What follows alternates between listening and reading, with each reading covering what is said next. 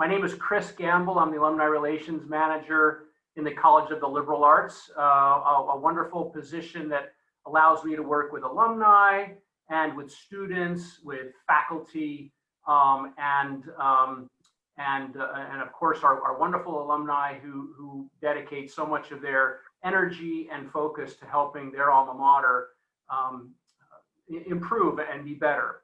I'm speaking to you today from my office in Sparks building. I'm fortunate to be on campus a few days a week, and it's a beautiful, sunny, little few highway clouds here on Central Campus in Happy Valley. So I wanted to give you that little flavor of campus on a lovely October day. There are some students around. There are some in-person classes happening on campus, and it's not quite life as normal, of course, but there is some normalcy to be found. So really pleased that you chose to participate tonight, and we're confident that you'll be glad that you did. I just want to share a few things before we get going to remind you, if you don't really know this, that the Liberal Arts Alumni Mentor Program is in its 17th year. In that time, hundreds of alumni have, in the aggregate, helped nearly 2,000 students explore careers and to our program. Really appreciate you attending today's meetup. My name is Chris Gamble. I'm the Alumni Relations Manager in the College of the Liberal Arts, a wonderful position that allows me to work with alumni and with students, with faculty, and of course our wonderful alumni who dedicate so much of their energy and focus to helping their alma mater improve and be better.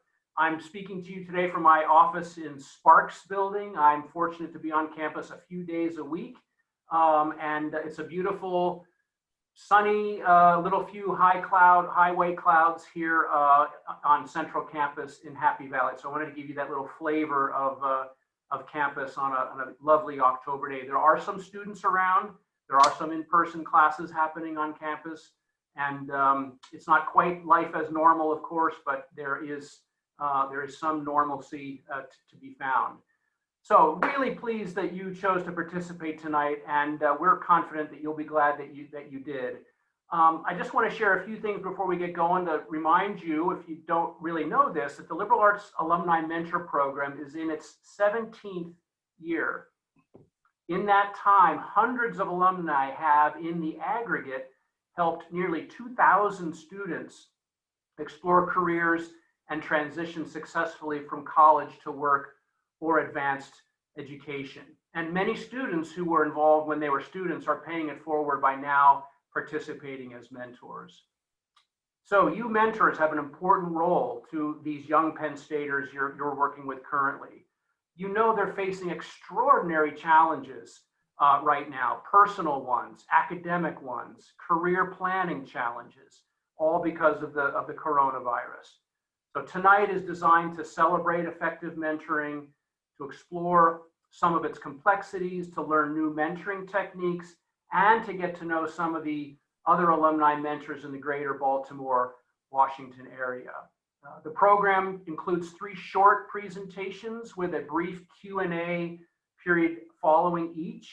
And then we'll go into breakout rooms for smaller group idea sharing and conversation. And then we will reconvene to summarize the takeaways. Before we begin, I have a couple of pointers to share and introductions to make. So during the full group parts of the program, that's this first part with the presentations, and then the last part when we come back together, you can ask questions by typing them into the chat feature that's found at the bottom of your screen. And please mute yourself at this time during these first and third parts so that we don't have distracting background noise that might interrupt the presentations. Now during the middle part, the breakout room part of the program, please unmute yourself so that you can participate in the conversation, and in that section, asking questions or providing comments, just simply physically raise your hand so that we know that you're ready to say something or to comment. But before I go on with introductions of today's presenters, I want everyone to know that this meetup today is a creation of a really wonderful group of mentors who care deeply about the mentor program. And they volunteered to meet weekly over the last couple of months to organize today's program. Led by Bethesda, Maryland resident Janice Alperin, the planning group includes, give me a wave, please. Janice, if you could wave. Tara Tomasic, Mary Claire Schneider, Dana Lawson, Dick Hayes, Kelly Kaplan, and Linda Belfus. And we were supported with my staff colleagues, Lauren Gurnice and Ellen Conkle, in this work. Thank you all for your work and dedication to make tonight's program happen. I'm now really pleased to introduce tonight's speakers. A couple of them have lists of resources that they will mention, and we'll send those to you following the program. And again, there will be a brief Q&A period following each presentation. So first, boy, we're right on time. I love it, 5:20. Here we go. We are going to hear about the changing hiring scene from Amy Ward, who is a Penn State Labor Relations alum and the Chief Human Resources Officer for the Americas for MUFG Bank based in New York. Amy, it's all yours. Thanks so much, Chris, and so happy to be joining you all tonight. I do have a few slides that we're going to put up on screen that I thought would just be helpful as we go through my brief talk. As I thought about this talk tonight, I thought it was such a wonderful opportunity to talk to a group of mentors who already know a lot about what's important to those who are pursuing the first step in their career. Your role as a mentor is so important right now, as Chris said, and I truly appreciate you taking on this responsibility and doing it with the care and attention that you give to it. I know it means a lot to our students and to their future employers. And in my role as head of HR, Chief HR Officer, I'm always an advocate for mentoring relationships throughout one's career. So I'm thrilled that Penn State students start early using mentors. You get them started on exactly the right foot. I thought it would be relevant for me to talk about a few things, as you see on this slide, under the changing hiring scene, and to reassure you that many employers are hiring, especially the bright early career talent that comes out of Penn State. I know, I think a lot about networking and mentoring, and I know that we need to ensure that people have the resources to go to other than their parents, their siblings, and their friends. So you are a tremendous resource to them. So I'll talk about how you can help. And then lastly, I'll just touch on the power of the networks. So my first theme for you today is the more things change, the more they stay the same. And this goes to mentoring, especially during a crisis. The fact that a student can have a network and a mentor to rely on is exceptionally critical to them. A mentor who just reassures them that they're on the right path, that provides listening to them, that means such a difference. As a mentor, you could be reaching out to your mentee to talk about what's on their mind or letting them guide the way. There's really no right or wrong way to do it. It's just that you're doing it. This is a period that none of us have been through before. So now is the time to go through it together. And it's more important than ever that mentors step up and let their students know you're there for them. The second topic is what you can specifically do to help during this period of change to support your mentee. It's pretty straightforward, but I wanted to highlight a bit more in the virtual space and maybe a bit of how you can learn something along the way. And the last part is the power of a network, which will serve students not only right now, but well into the workforce and later in their career, because you're teaching them the fundamental skills that they need as they pursue career opportunities, the next step potentially in their educational career, and maybe some decisions, big decisions they have to make. So as we move to the next slide, I'd like to just spend a minute talking about what the hiring process is like for those of you who aren't as close to it as I am. So our candidates, when they're considering jobs, are still using lots of search engines, job boards, employee referrals, and career sites to go through.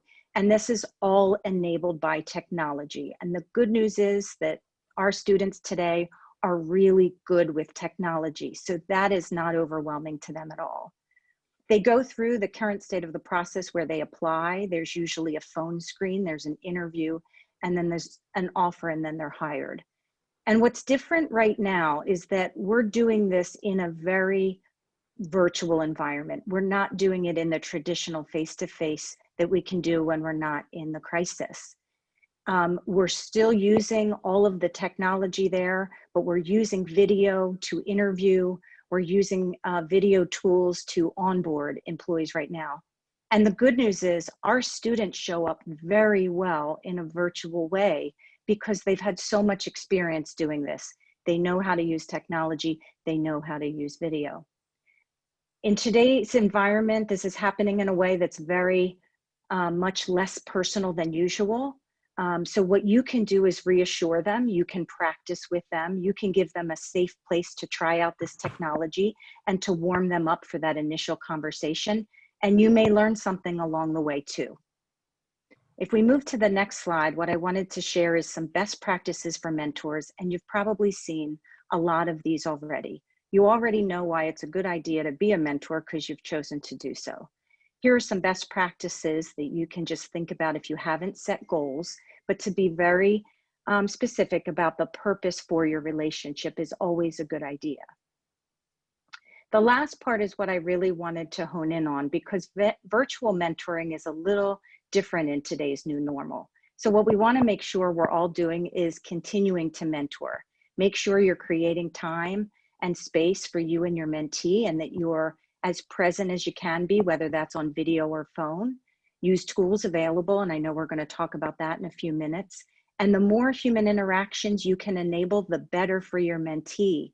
You might learn how to use a FaceTime video with more than one person with your mentee. It's not hard to do, but it's something that your mentee may be able to show you to do. This tip I said already, let your mentees be your guide. They have a lot on their plate at school right now. And sometimes it's just having a 15-minute conversation, just so they can have a listening ear, because every person processes these difficult times differently, but knowing that you're there will say the world to them. And the last part here, which I think is the most important, and we're going to hear more about today, is empathy. Showing that you care and empathizing with the position they're in. Yes, you can't solve it for them, but you can listen. And having your mentee hear your words and genuinely know that you care for them means a lot. It's an important skill to help them build resiliency, and you're actually starting to build that with them by doing this step with them in your mentor-mentee relationship. And then on the next slide, which is my last topic I wanted to cover you today, is about the power of a network. We all know how networks work, and our students know better than we do how to do this in a social media network way. That's the way they connect with each other naturally. They are digital natives. They grew up using technology to connect with friends and family, and they're very good at it. So what you can help them do is to teach them how to put this into real life practical applications. There's many ways to network through professional platforms and professional organizations, which today do start on campus. They join professional organizations in the student forum, and that helps them broaden their network to the professional organization that goes beyond college. And LinkedIn is something you can help them to provide a good profile. If you're already on LinkedIn yourself, you can connect them to yourself and other people. You can make sure that their professional profile is different from their personal one. You can make sure that you're giving them other ways to connect back to Penn State that has lots of different groups already on LinkedIn. So what I think is really important about the power of the network is that the students have to think how they've always used it in a personal way can be expanded into the way they use it professionally, but they're doing it differently. But they're going to use it for their professional career and beyond. And it can serve to help them to really multiply what we call the multiplier effect of their professional network and make it larger and more impactful to help them navigate the next steps in their career. So with that, I just want to thank you all again for being great mentors, and I'll turn it back to Chris for questions. Thank you very much, Amy. I think, to me, one of the biggest takeaways here that we can share with our mentees is that organizations are hiring. And again, these sort of entry-level jobs where the skills of a typical 21, 22-year-old coming out of Penn State with their diverse liberal arts education are really sought after and needed, right, to solve the issues and challenges that are in front of companies right now.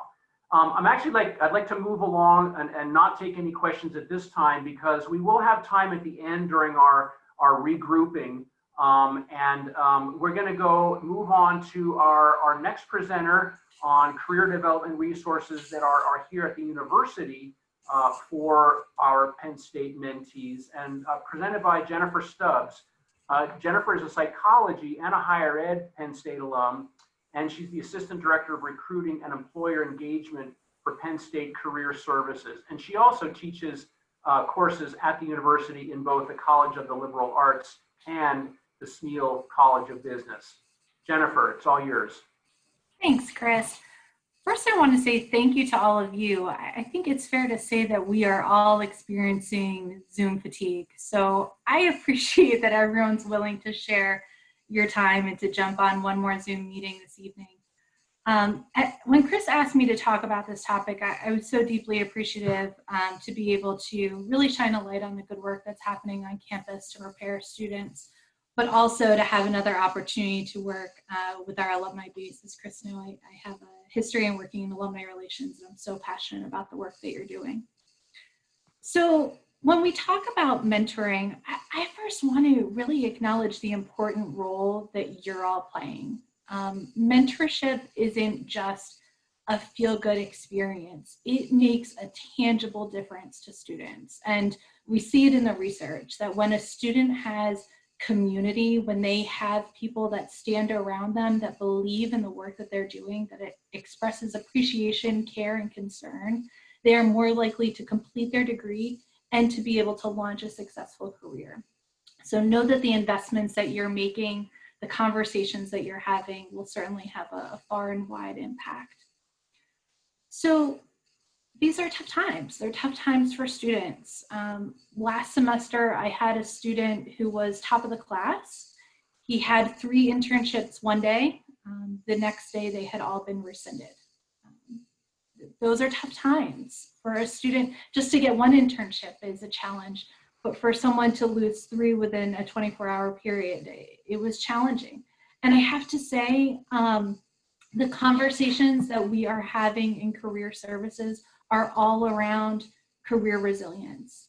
How can we help students to be able to utilize their resources and to leverage their networks that are going to put them in a position of success long-term?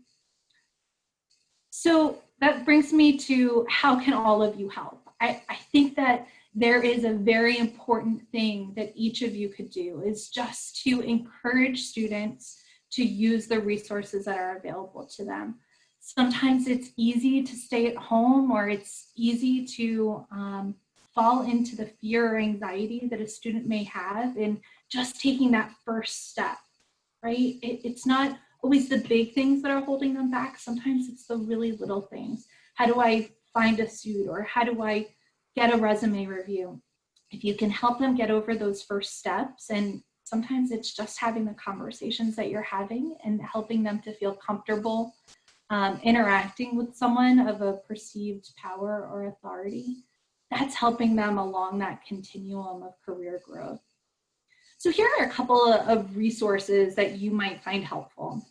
So at Penn State Career Services is centralized and decentralized at the same time. So there are career resources that are within the College of Liberal Arts, and there's also career resources that are available to all students regardless of major, campus, or career path. So first and foremost, there are career counselors that are available.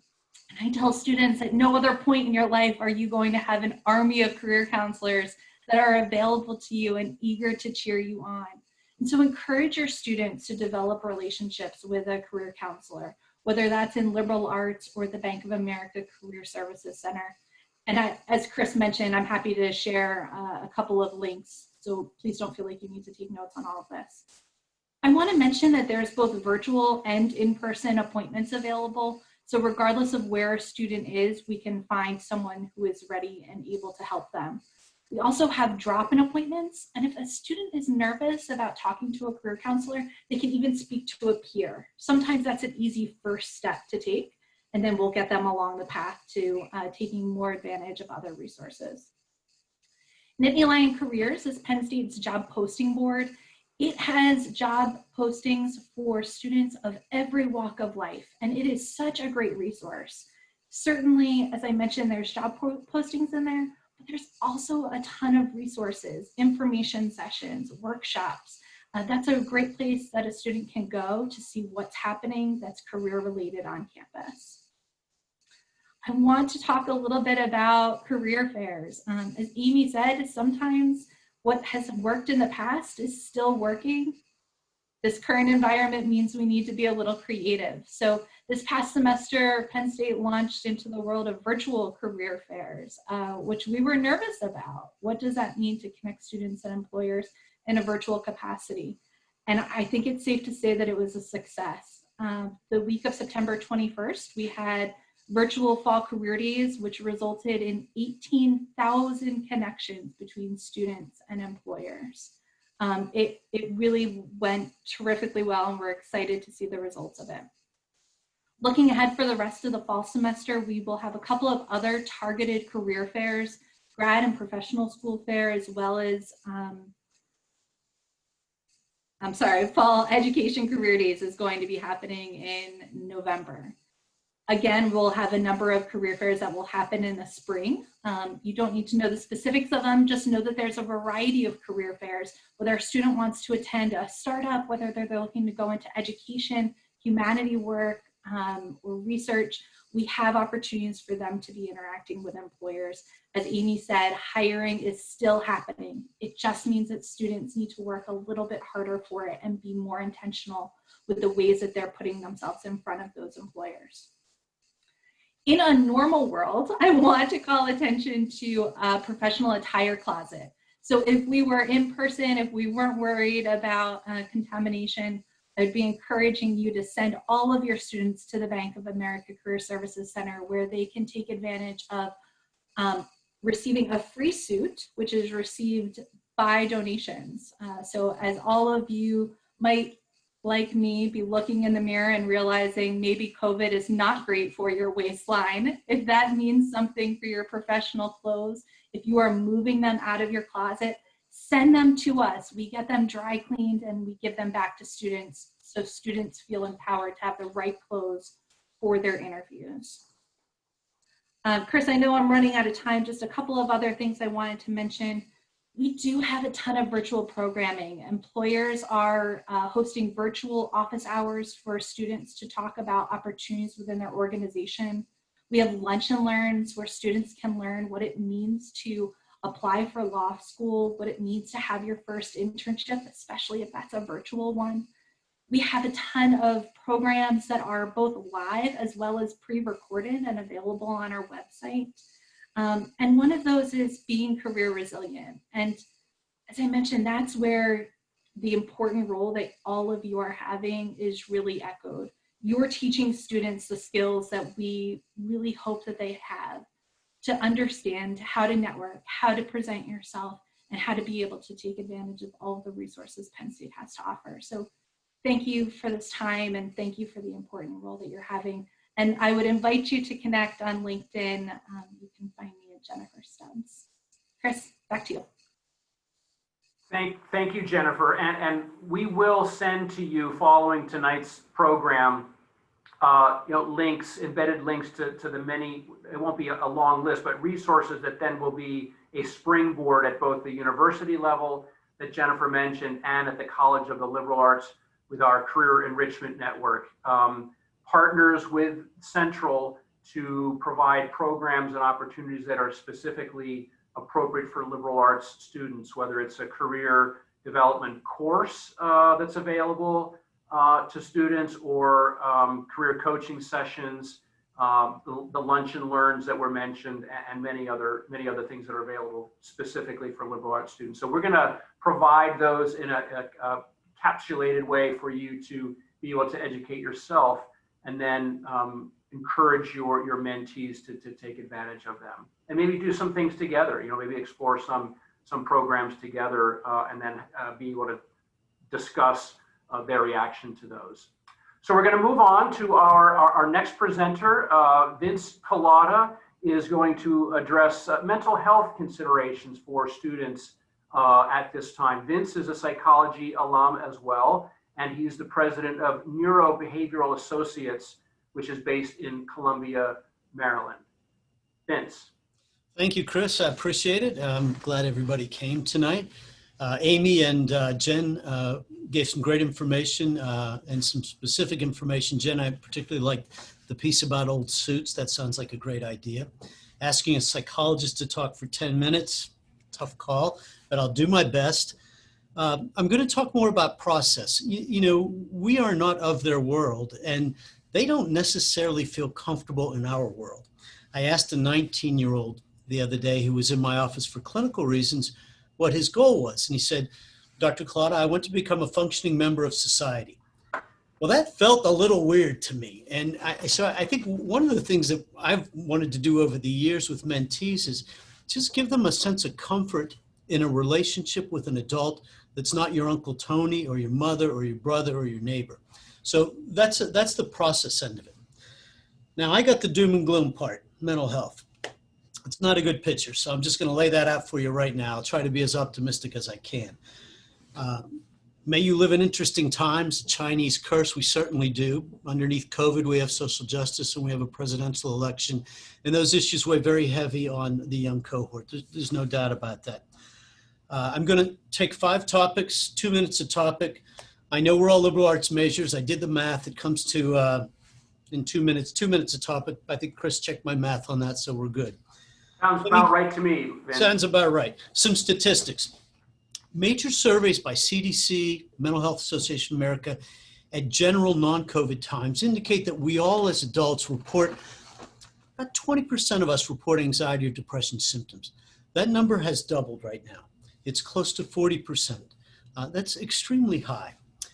Kaiser Family Foundation, separate survey, 53% of adults, and this includes young adults, are reporting clinically significant symptoms of anxiety and depression. Social isolation, loneliness, and economic issues seem to drive those more than anything else. So the CDC has a nice banner right now that says, Americans aren't all right now. It's a tough time. The second topic I wanted to review is symptoms. So this is a little more clinical. When COVID first started, we all have a reaction to stress. Our stress hormones drive in the brain, and it makes our body ready to respond, fight or flight reaction to an acute situation. That acute phase is over. And now we've entered this kind of chronic phase where we don't really have an endpoint. No one's telling us that March 23rd is going to be the end. And so that's, in and of itself, it's disconcerting.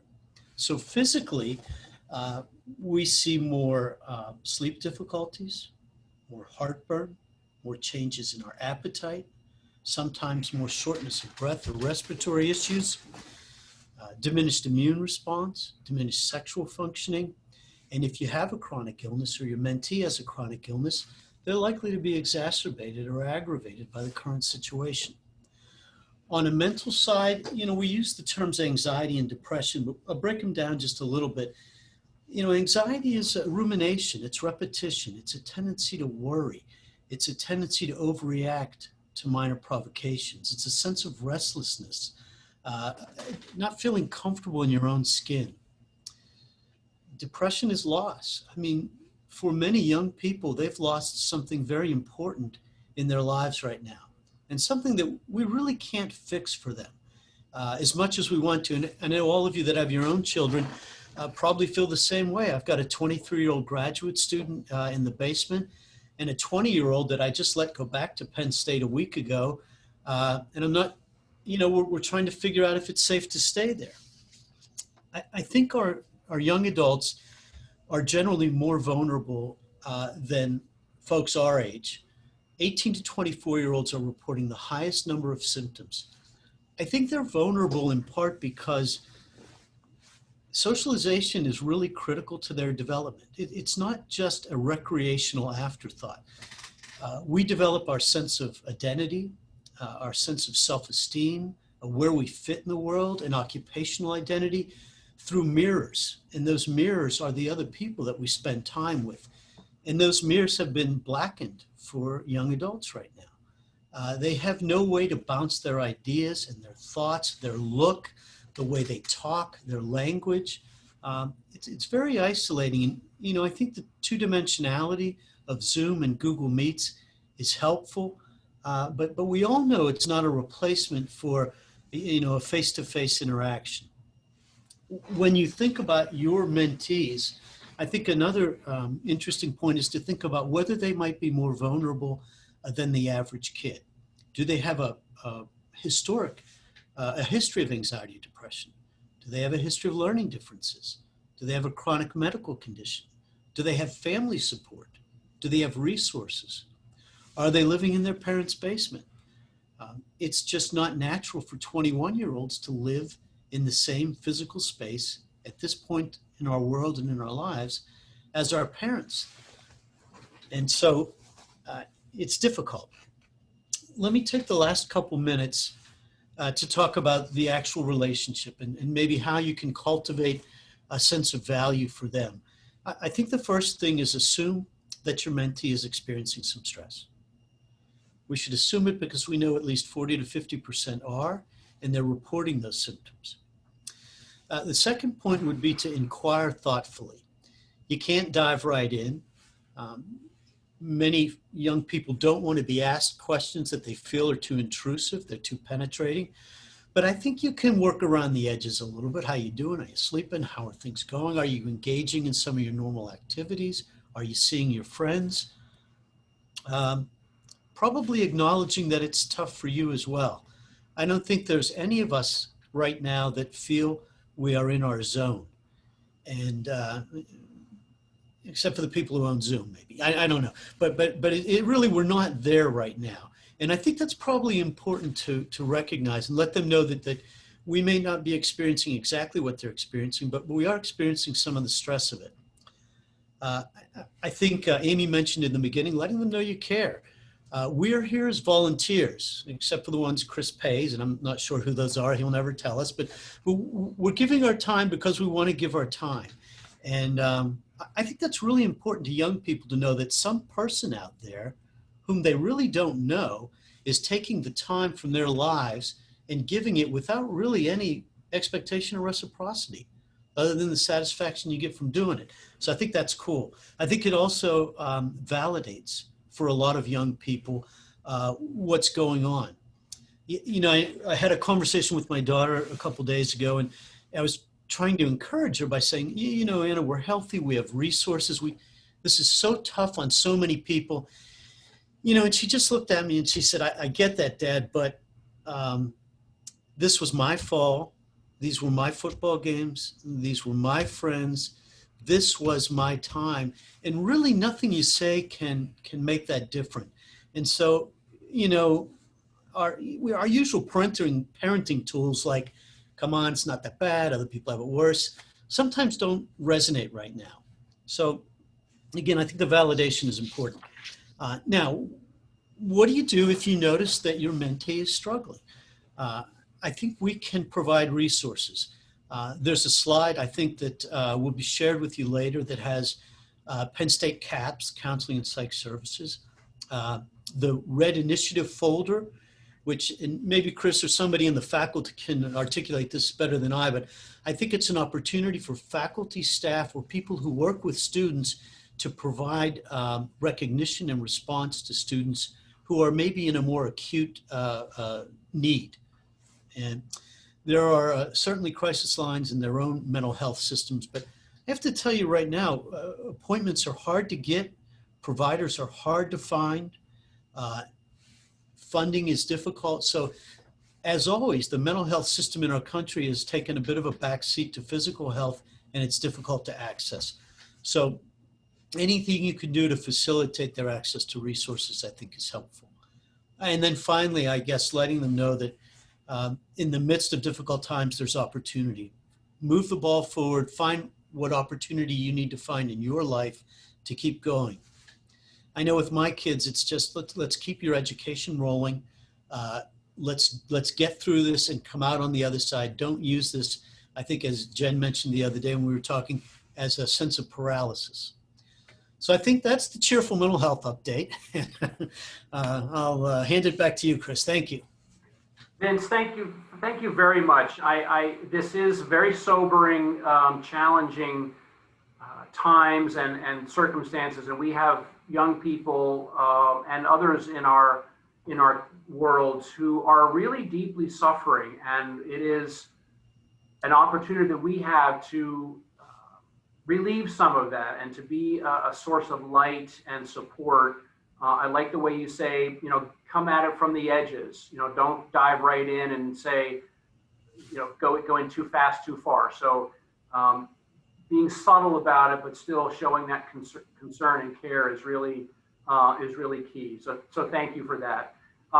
We are going to have an opportunity now for you to have dialogue with one another. We are have pre-assigned by diverse ages, experiences in the mentor program, career fields, 4 breakout rooms. And we're going to head into those in just a second. And before we do that, I wanted to say that when you go into your breakout room, you don't have to do anything. You might have to accept on your screen a move to a breakout room. But once you're there, unmute yourself so you can participate in the dialogue. And here are the breakout hosts that will be one in each of the rooms helping us. And they're some of our most experienced liberal arts mentors. They are Linda Belfus, who we've met before, Kelly Kaplan, who we have met before as well, Carrie Lane Prunella, and Jerry Silverstein. We also have note takers assigned to help in reporting, and we're going to come back to the full group in about 25 minutes, about 6:15. So this is a substantive time to talk, not too short, not too long. Look forward to hearing back from you. We'll all see you in just a few minutes in separate breakout rooms, and then reconvene again as the full group for a very brief wrap up, again in about 25 minutes. Thank you. Yes, it did. Too fast. Yes, we could have spent a little more time talking with each other. It was really just we just started to get on the roll there. Well, this is I think the experience for maybe many of us here on this call. This is the first time we've structured this program. We are going to ask for some, send out a super quickie survey following this, and so please let us know how we could flex time here. Now, we do want to keep on schedule and wrap up here in the next couple of minutes, but either from our note takers or hosts or other participants, what were some highlights or some either a best practice or setting expectations tidbits that you either heard for the first time, struck you as particularly noteworthy. We do have the chat feature that we can use, but I think we're also, if a couple of us sort of scan across the 2 screen wide tiles, if someone wants to raise their hand, we can manage reactions and questions that way as well. So Linda, I'm actually going to call on you first to just share that nice last little tidbit that you shared in our breakout room to get things started, please.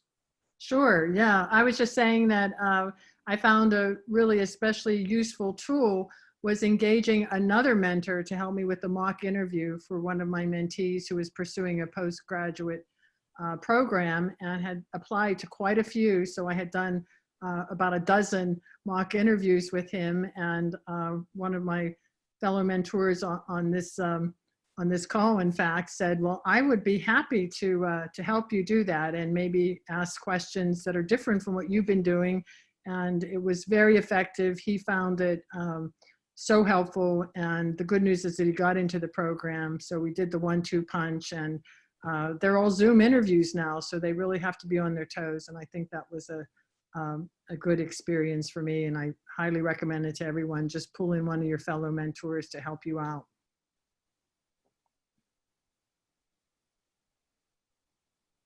Chris, may I offer an observation? Rod, please.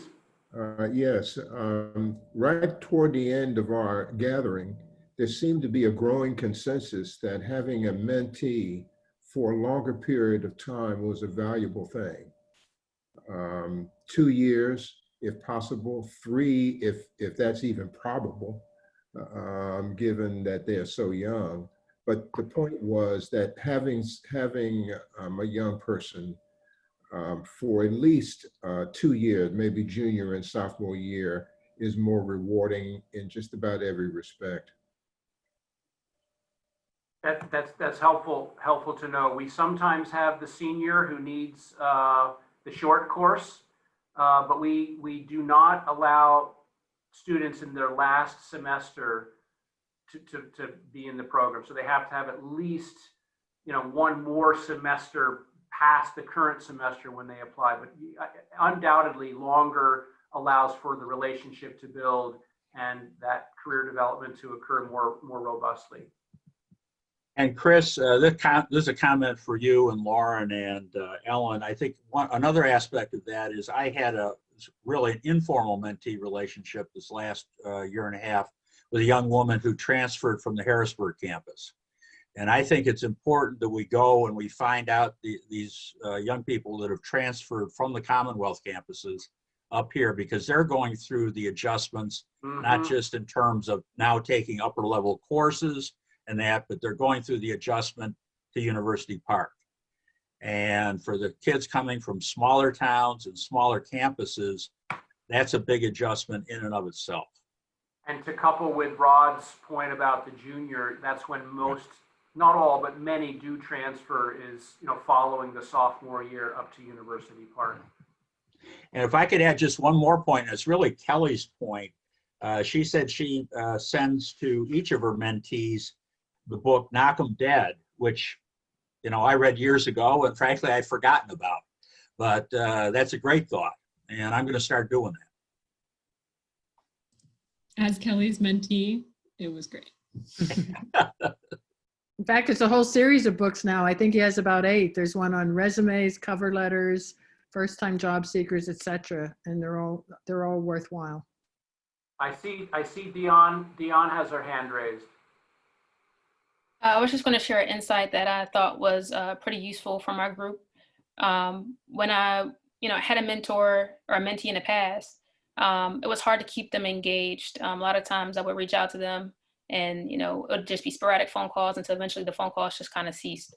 But I think, like someone mentioned in our group, if we just have things that kind of keep them engaged, set milestones, goalposts for them to achieve with each phone call, that is something that keeps them, engaged with you. And then again, coming back and then seeing you as a trusted individual for, again, advice in terms of job application processes, interview processes, and resume building, extracurricular, balancing your schedule, things like that. Let me follow up on that remark from Dion. In all of the most rewarding relationships I've had, I have never ended a moment together where we didn't schedule a moment again. Always schedule another moment. And be it by phone, be it by Zoom, be it by email, whatever it is, always have a scheduled moment. And the other for me was I encouraged them to reach out to me at any time they wanted to, either by phone or by email. And while I pledged to them while I may not have been able to engage right at that moment, they could trust that I would be back with them that day or the latest the following day. Certainly a great way to build up trust and reliability and that assurance that you're there for them. You know, this partners well with the comments we heard from Vince about just being there to support them, particularly in these times. Also, I wanted to pick up on another thing Rod said, and also Robin in our session.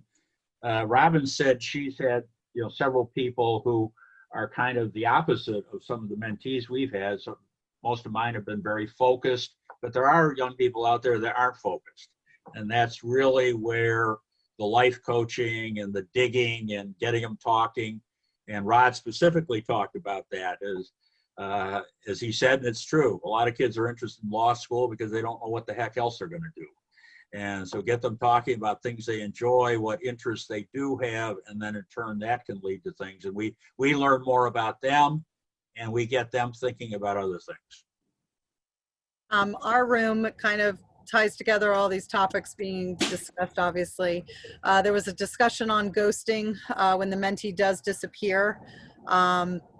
And it just seems sometimes the match is not great, or we are maybe not being successful setting the goals to hit the milestones, as Deanna and Amy brought up. It sounds like in two different rooms.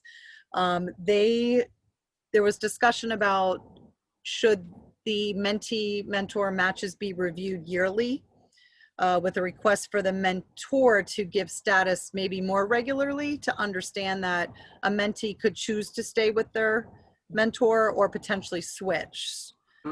So there could be some merit to that. I know that's some work, but there was an example given that somebody was a Spanish major set up with somebody else who's, I believe, double major in two other things. And, once they got through the initial get to know you phase and it just kind of dropped off. There just didn't seem to be enough commonality to really guide them through it. And so our room spent a little time on ghosting and maybe some ways to get better matches and set better goals. Dana, who was your host? I was with Carrie. Okay, great. We heard. Let's hear from another group that we've not yet heard from. Jerry and your group.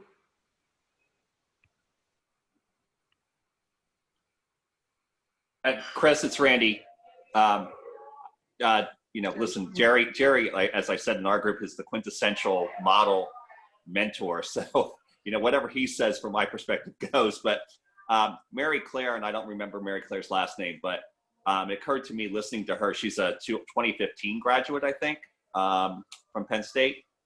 So we had a range from like the Jerry and my generation of mentors, and then Mary Claire, who's, graduated within the last 5 years. And going to what Linda was saying about pulling in another mentor to help with their mentee, I can sit in the interviewer seat in a job interview, but I haven't sat in the interviewee seat for 25 years. And being able to have my mentee talk to somebody like Mary Claire or somebody who's recently graduated to understand kind of what the expectation is or what they should anticipate going into an interview, I think is probably as valuable, if not more valuable, than knowing what an old geezer interviewer is going to ask. So I think, going to what Linda was saying about having the availability of other mentors to kind of know who to go to if you have a situation with your own mentor or mentee, to maybe pull somebody in, I think would be very helpful.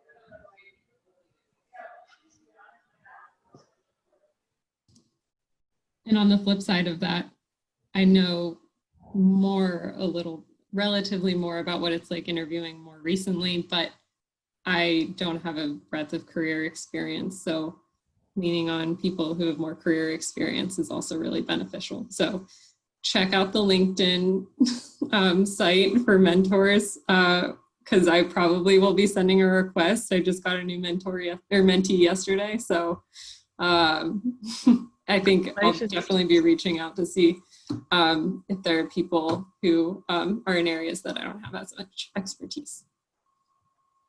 Another point is I think we can also as mentors, build our own network of students. The people we've mentored in the past, people we cross paths with, for those of us who can get back to the university and attend some of the events. You know, I collect the names of 2 or 3 students at every luncheon we have or whatever, awards, presentations. And once I have a name, I never let go of it. In fact, just since I moved here, I've sent emails to a couple of my former mentees saying, I just crossed paths with a student in your major. They have an interest in this. Is it okay if they contact you? So we can, in our own way, kind of build our own student network here for the benefit of the current students and mentees we have. Yeah, I agree with, this is Jerry. I agree with Dick. You know, if you do this for a while, you have a roster of mentees. And because the matching generally is pretty good, you wind up with mentees that want to do the same kind of thing and maybe the thing that you do. And so having them introduce them to each other is actually extremely helpful. I even had 2 mentees, they were about 3 years apart, who were roommates in Northern Virginia, and they were both working in Washington together. So it really seems, I've done this quite a bit, and it seems to really pay off. Even an hour conversation or a lunch together helps them understand, you know, what it's going to be like when they graduate and starting to work. It really works well. This is a wonderful opportunity for me to offer a few near closing comments, because I do want to, those who have a hard stop or need to leave at 6:30, I want to stay on schedule. However, we're not going to pull the plug on the session. If you want to stay a little longer and converse, by all means, you're welcome to do so. But to the networking point, we asked earlier today if it was okay if we share your contact information with other people in today's meeting, and we will do that unless you tell me that you want to opt out. We will share that information so that you can use this group to network for your mentees and other students with whom you work. Today's meetup has been recorded. We will have a log of the chat and be able to share those resources with you. Mentioned that there are a list of resources from career services that we will send, as well as some of the mental health resources that Vince mentioned. I mentioned a survey that we will ask you to fill out, please, to help us improve a program like this in the future. How many of you remember most of the classes when you were a student were 75 minutes long, or many of them were 75 minutes long? Yep, well, we've been at this for 75 minutes, and I have to say my classes felt a whole lot longer than this 75 minutes has felt, by and large. So I am going to say this is the end of our formal part of the program. I thank the planners once again heartily. Our behind the scenes tech help with Bill Hessert and Mark Kepler. Thank you for that. Again, if you want to stay, please stay and linger. We'll chat and continue to converse for a few minutes. Presenters, thank you very much for your time preparing and sharing your expertise with us. There's a lot here to like. There's a lot that we have ahead of us. And look, our students, our young Penn Staters really need our support, and we can support each other in supporting them. So thank you for coming tonight. If you need to scoot, please do so and feel no obligation to stay. If you want to stick around for a few more minutes, you're welcome to do so. Thank you. Bye, everybody.